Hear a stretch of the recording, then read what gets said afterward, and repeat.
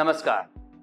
27 દેશોમાં ઉઘડી વ્યાપારની ક્ષિતિજ. સ્વાગત છે Phulchhab ડિજિટોરિયલમાં. ફૂલછાપનો audio visual editorial Phulchhab ડિજિટોરિયલ.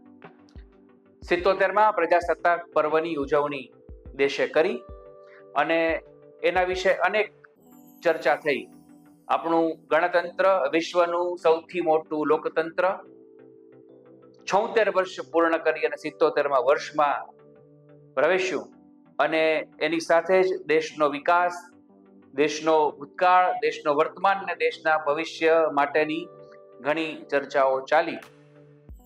Tariff આ શબ્દ સતત હમણાં આપણા ઉપર ઝળુમતો રહે છે અને જનસામાન્યની ચર્ચામાં પણ ટ્રમ્પનો ટેરિફ આવું સતત ચર્ચાય છે. ત્યારે 27 જાન્યુઆરી એક સમાચાર એવા સાંપડ્યા છે જેને કારણે ફરી એકવાર દેશની અર્થનીતિ અને વિદેશ નીતિ બંને માટે સકારાત્મક એક વાતાવરણ ઊભું થયું હોય તેવું લાગી રહ્યું છે અને દેશવાસીઓને એવી આશા જાગે કે ટ્રમ્પના ટેરિફની કોઈ વિપરીત અસર આપણા દેશ ઉપર બહુ મોટી થશે નહીં તેવી આશા જાગે તેવા સંજોગ નિર્માણ થયા છે. શું થશે, આની અસર કેવી હશે એ તો સમય જ કહેશે. પણ આજે ભારત સરકારે યુરોપિયન યુનિયનના 27 દેશો અથવા તો 27 દેશોના યુરોપિયન યુનિયન સાથે જે કરાર કર્યા છે તેને કારણે વ્યાપારની બહુ જ મોટી તકો આપણા માટે ખુલી છે, યુરોપ માટે ખુલી છે અને અમેરિકાના ટેરિફથી જે નુકસાન થયું તે કદાચ ભરપાઈ થઈ શકે તેવી સંભાવના ઊભી થઈ છે. આ નવા વર્ષના પહેલા મહિનાના અંતિમ સપ્તાહના સારા સમાચાર ગણી શકાય. જ્યારે 15 દિવસ પહેલા આપણે અહીંયા ચર્ચા કરતા હતા ત્યારે એવી વાત હતી કે ડોનાલ્ડ ટ્રમ્પે એવી ચીમકી આપી છે, ચેતવણી આપી છે કે તો અમે 500% ટેરિફ ભારત ઉપર લાદશું અને આપણને એની ચિંતા થઈ હતી. હજી આ ચર્ચા ચાલે. ફરી એકવાર ટ્રમ્પે એમ કહ્યું કે અમે 50%ની બદલે 25% ટેરિફ લઈ આવશું. આ બધું ચાલે ત્યાં આજે આ સમાચાર આવ્યા છે અને મોદી સરકારે, ભારત સરકારે એવું નક્કી કર્યું છે કે યુરોપના 27 દેશો સાથે એવો કરાર કરવો કે જેને કારણે થઈને બંને પક્ષે નિકાસના જે કંઈ પણ નિકાસ ઉપર લાગતા જે કંઈ પણ દર છે, આયાતના જે કંઈ પણ આયાતના નિકાસની ઉપરના જે કંઈ દર છે, જે કંઈ ટેક્સ છે, જે કંઈ ટેરિફ છે એમાં ધરખમ ઘટાડો થાય, કાં તો એ શૂન્ય થઈ જાય અથવા તો 20% સુધી મર્યાદિત થઈ જાય. આવા કરાર બંને વચ્ચે થયા છે અને એને કારણે થઈને ભારત અને આ EU એટલે કે યુરોપિયન યુનિયન વચ્ચે જે કરાર થયા છે એને કારણે થઈને ભારતની નિકાસમાં 6 લાખ કરોડ રૂપિયાની બઢત એટલે કે એની વૃદ્ધિ થશે એવું અનુમાન અર્થતંત્રના નિષ્ણાતો લગાવી રહ્યા છે.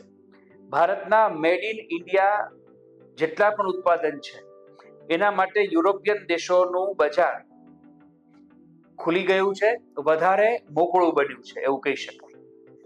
ભારત અને યુરોપિયન યુનિયન વચ્ચે ફ્રી ટ્રેડ ડીલ એટલે કે FTD આજે થયું છે અને એને કારણે 96.6% યુરોપિયન સામાનો ઉપર લગવાવાળો ટેરિફ ઘટી જશે.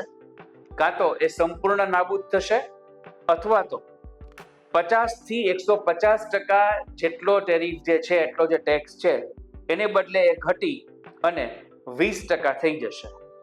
આને કારણે ભારતની સાથે જે યુરોપિયન કંપનીઓ વેપાર કરી રહી છે એને 4 અબજ યુરોની ધરખમ બચત થશે. ભારતીય નિકાસકારોની આમાં શું ભૂમિકા ને એને ફાયદો શું? જવાબ એ છે કે ભારતીય નિકાસકારોને યુરોપિયન સંઘના બજારમાં 99% થી વધારે નિકાસ પર ટેક્સમાં રાહત મળશે અને 27 દેશોનું બજાર એના માટે ખુલ્લું થઈ જશે. ડોનાલ્ડ ટ્રમ્પે 50% ટેરિફ આપણે જાણીએ છીએ એમ ભારત ઉપર, એટલે કે ભારતથી નિકાસ થતી વસ્તુઓ ઉપર લગાવ્યો છે, અને એને કારણે ભારતના નિકાસ ક્ષેત્રને $6 અબજ જંગી નુકસાન અત્યાર સુધીમાં થઈ શક્યું છે. આ નુકસાન થઈ રહ્યું છે.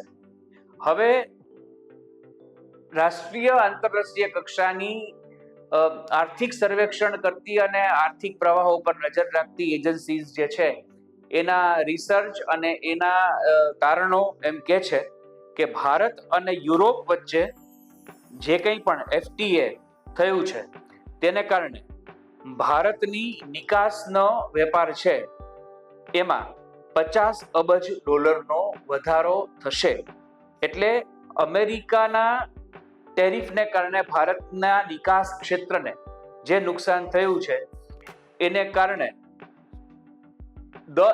એનાથી 10 ગણું ભારતને આ નિકાસના ડીલથી, આ નિકાસના કરારથી ફાયદો થશે. એટલે એવી એક આશા રાખવામાં આવી રહી છે કે ટેરિફને કારણે થયેલું નુકસાન આ યુરોપિયન યુનિયન સાથેના કરારથી ભરપાઈ થઈ શકશે.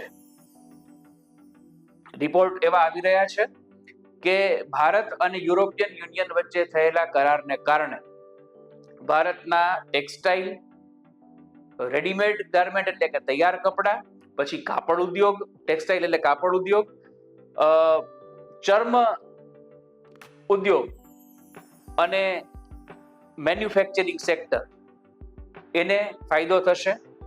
IT સેક્ટરને પણ ઘણો બધો ફાયદો થવાની શક્યતા છે.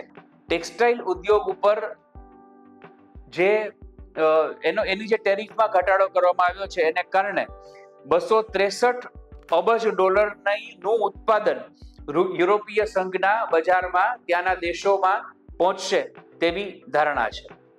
આર્થિક ક્ષેત્રના નિષ્ણાતો જે રીતે આને જોઈ રહ્યા છે, અર્થશાસ્ત્રીઓ જે રીતે આને જોઈ રહ્યા છે, સરકાર એને જોઈ રહી છે, એ રીતે આ બહુ મહત્વની વસ્તુ છે. સામાન્ય નાગરિક તરીકે કદાચ અર્થશાસ્ત્રનું જ્ઞાન જે લોકોનું મર્યાદિત છે, લોકોને એટલી તો ખબર પડી શકે કે યુરોપિયન યુનિયન સાથેના આ કરારને કારણે ભારતના નિકાસકારોને જો અમેરિકાના દરવાજા બંધ થયા તો યુરોપમાં પોતાની વસ્તુઓ, પોતાનું ઉત્પાદન વેચવા માટેનો એક અવસર પ્રાપ્ત થયો છે. આટલું નિશ્ચિત છે. વડાપ્રધાન નરેન્દ્રભાઈ મોદીએ અહીંયા આ બાબતે સોશિયલ મીડિયા ઉપર એવું કહ્યું છે કે આ કરાર થવાથી યુરોપને 6.41 લાખ કરોડનો સામાન આપણે મોકલી શકીએ, એટલે કે આપણે નિકાસ કરી શકીએ એટલી વસ્તુઓ આપણી પાસે તૈયાર છે. એટલે અમેરિકા ટેરિફને કારણે ભારતને જે કંઈ પણ નુકસાન પહોંચાડી શકે છે, પહોંચાડી શક્યું છે, પહોંચાડવા ઈચ્છતું હતું, એને ભારતે આ મેગા ડીલની સાથે પૂર્ણ કરવાની પહેલ કરી છે. મિત્રો, આ ડીલ, આ કરાર કેટલા સફળ, કોને કેવો ફાયદો, એ શરૂઆતમાં કહ્યું એમ કે સમય કહેશે, પણ આપણને પ્રાથમિક દ્રષ્ટિએ એવું લાગે છે કે યુરોપીય યુનિયન સાથે જો આવા કરાર થયા હોય, સરકારે નિર્ણય લીધો હોય તો એ પરિપક્વ વિચારણા પછી જ લીધો હોય, અને એને કારણે થઈને આપણા વેપાર ક્ષેત્રને, આપણા ઉદ્યોગ ક્ષેત્રને ફાયદો કેટલો થશે એ પછીની વાત છે. નુકસાન નહીં થાય, અને જે નુકસાન થયું છે ભરપાઈ થઈ જશે એવું ચોક્કસ કહી શકીએ. બહુ જ થોડા દિવસોમાં કેન્દ્ર સરકારનું બજેટ પણ આવવામાં છે, ત્યારે સરકારનો આ નિર્ણય, સરકારે કરેલો આ નિર્ણય, 27મી તારીખ, 27 દેશોના યુનિયન સાથેના કરાર, એ આપણા માટે સારા સગડ છે. સરકારે કરેલા આ નિર્ણયને વ્યાપાર ક્ષેત્રએ આવકાર્યો છે.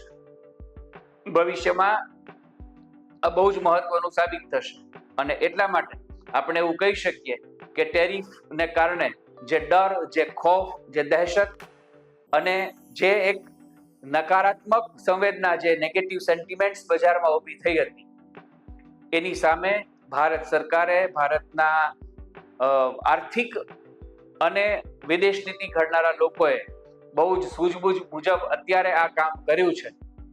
એ આવકાર્ય છે. ફૂલછાપ ડિજિટોરિયલમાં આજે આટલું. ફરી નવા વિષય સાથે વાત કરશું. ફૂલછાપનો ઓડિયો વિઝ્યુઅલ એડિટોરિયલ, ફૂલછાપ ડિજિટોરિયલ.